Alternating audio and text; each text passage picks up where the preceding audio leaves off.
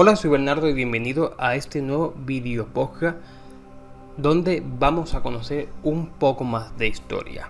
¿Sabíais que el monasterio de San Lorenzo del Escorial estuvo en la mente de un joven príncipe Felipe mucho antes de mandarlo a construir en 1562? ¿Qué tradición principesca no existía en la península ibérica, pero sí en el resto de Europa durante el antiguo régimen y en siglos anteriores?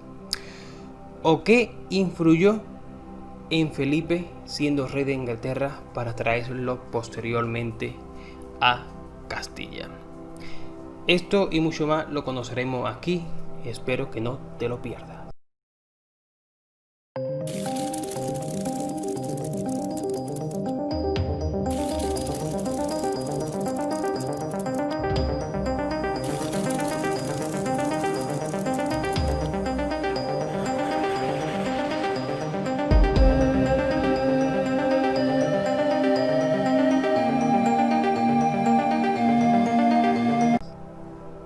En el año 1548, lo que hoy es España estaba configurado por diferentes reinos. Tenemos al de Castilla, al de Aragón y al de Navarra, con un único punto en común: la monarquía, en este caso la corona, perteneciente a la familia de los Habsburgo o de los Austria, siendo en ese mismo año rey el propio Carlos I. Pero en 1548 el propio emperador llevaba mucho tiempo ausente de la península ibérica y había dejado a un regente, por aquel entonces, a un jovencito príncipe Felipe de tan solo 16 años, a quien había aconsejado por mediante de carta y consejero de cómo debería gobernar en su ausencia, siendo el propio príncipe el heredero al trono castellano.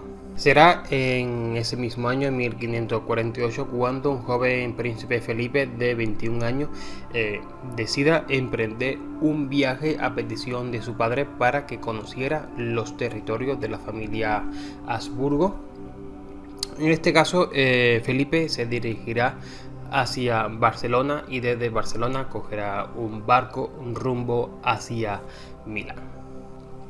Comenzando en ese mismo momento el viaje conocido como el Felicísimo Viaje, donde tanto Felipe como su corte llegaría hasta Milán, que serían recibidos con grandes honores por obispos, también por cardenales e inclusive por el príncipe electo de Sajonia, un príncipe protestante pero fiel aliado de su padre Carlos I. Será el primer contacto que tenga tanto el joven príncipe Felipe con esta rama del cristianismo en plena contrarreforma, porque será allí en Milán donde también Felipe decida entrevistarse con algunos obispos y cardenales para ver cómo va el concilio de la contrarreforma que se estaba produciendo durante aquellos años.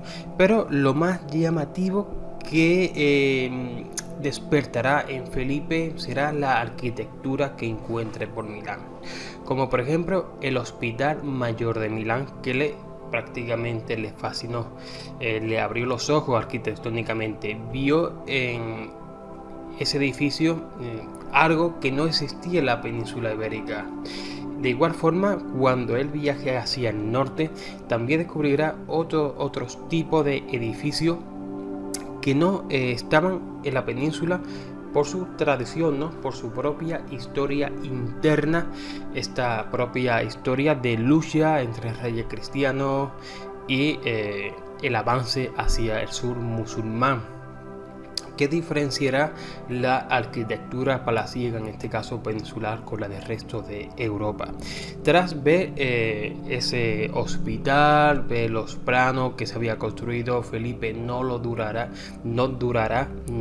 va a dudar, y se adentrará y pedirá que por favor le hagan unos planos, unas copias, porque se lo quería llevar en su viaje con el fin de utilizarlo en esas ideas sobre la creación del monasterio del Escorial, que estaban empezando a nacer en su cabeza.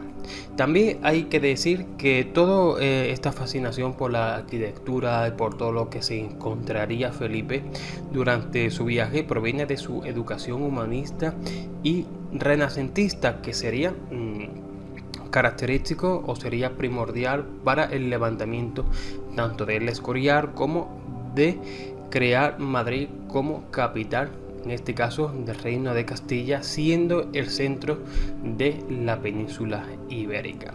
Pero también en Milán conocerá al pintor de cámara de su padre, conocerá a Tiziano, será el primero de los dos encuentros que mantenga antes de reunirse con su padre.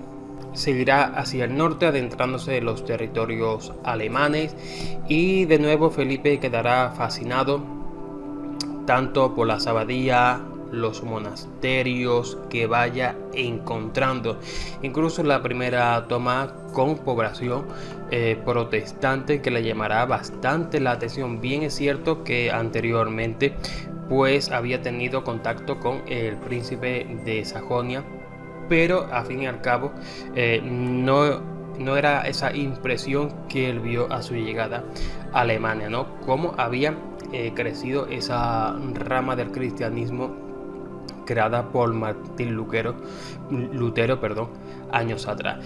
Pues durante este viaje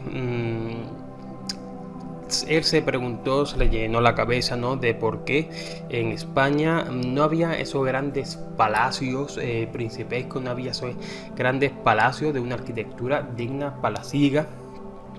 Sobre todo porque en España, como he comentado antes, los reyes cristianos decidieron crear una arquitectura más militar, más defensiva para ir su avance. Será ese palacio de Carlos I, la Alhambra, quien rompa un poco esa tradición. Pero en este caso, de nuevo, Felipe, al llegar a la abadía de Etal en Baviera, y ve esa gran cúpula que si la comparamos con la del Escorial, lo veremos posteriormente, veremos un gran paralelismo, igual que con los planos de Milán.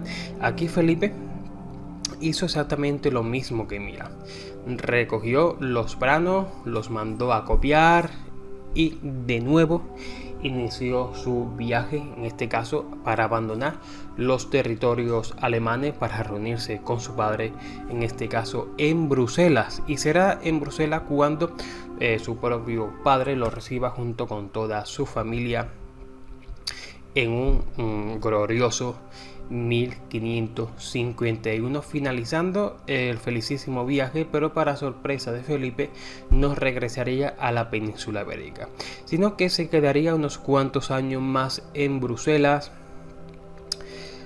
porque aún el destino le tenía otra sorpresa preparada.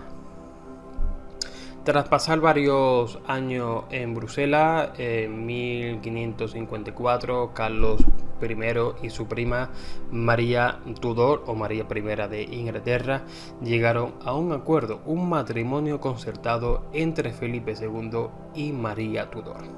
Será el año 1554 cuando Felipe ponga rumbo hacia Londres para convertirse en rey de Inglaterra al casarse con la reina.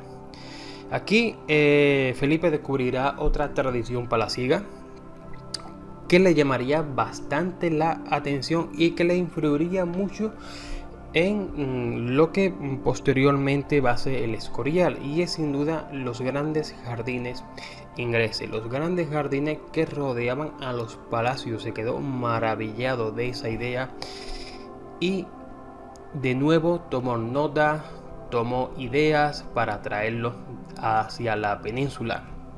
Este matrimonio con la prima de su padre pues duró muy poco, apenas duró un año. En 1555 falleció María I de Tudor y él tuvo que abandonar Inglaterra y se reunió de nuevo con su padre en Bruselas, donde el destino le tenía otras sorpresas preparadas.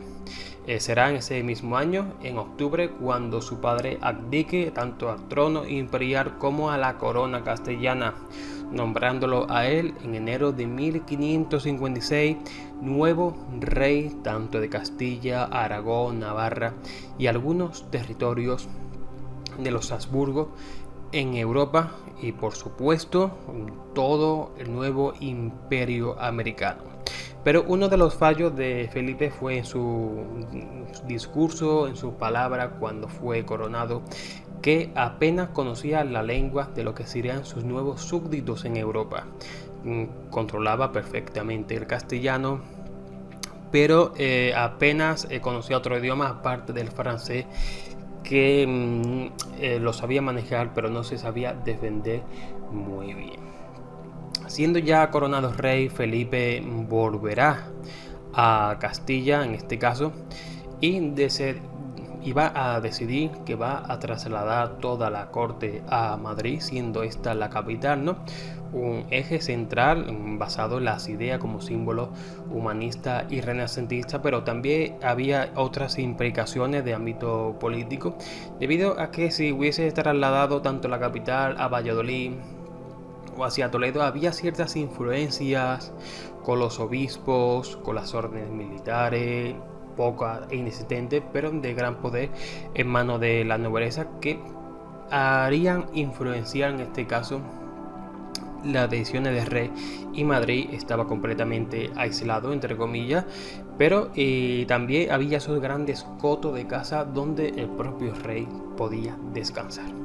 Y no dudó dos veces y mandó a convertir allí la capital, y años después, justamente en 1562, mandó a llamar a Juan Bautista de Toledo y le pidió el encargo de mandar construir un gran monasterio, un gran palacio y también sobre todo un lugar donde descansase toda la dinastía de la familia real en su interior.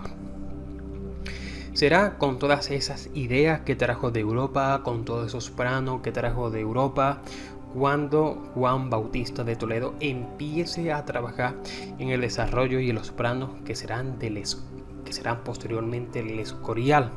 Pero un año después, en 1563, se sumará a esta empresa Juan de Herrera, quien acabaría siendo el arquitecto real por excelencia.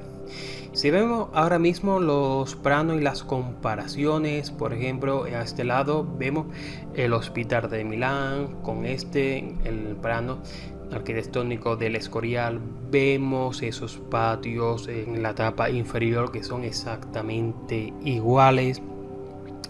También vemos las cúpulas tanto de la abadía de Étal y la de El Escorial a un lado y a otro.